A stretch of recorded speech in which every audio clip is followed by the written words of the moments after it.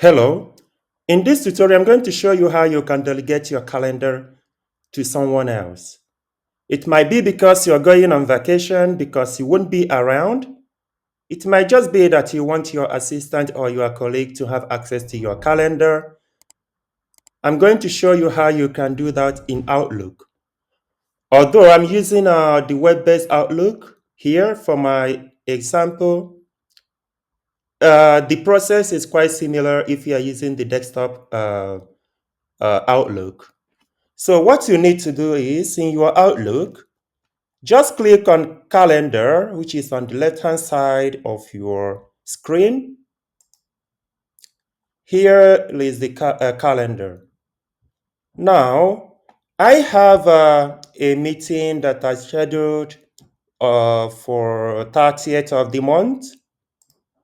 Now, I want to delegate it and give the access to it to someone else. Just go under my calendars and find the name of the calendar.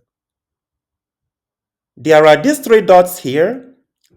Just click on it and click on sharing and permissions.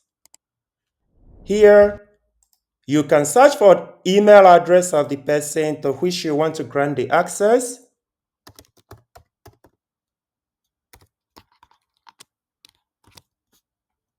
So this is the email address of the person.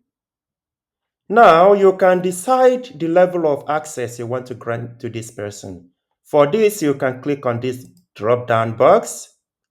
So if you want the person to view all details of the calendar, you can choose the first option. If you want that person to be able to also edit the calendar, you can choose that option and click share. By doing this, you have granted this person access to the calendar. If you want to also grant someone else access to the same calendar, you can do it just the same process, obviously, and choose the level of access you want to grant to that person. And that's it for now. I hope this has been helpful. Please, can I ask you to subscribe to my channel, to like, and share? Thank you.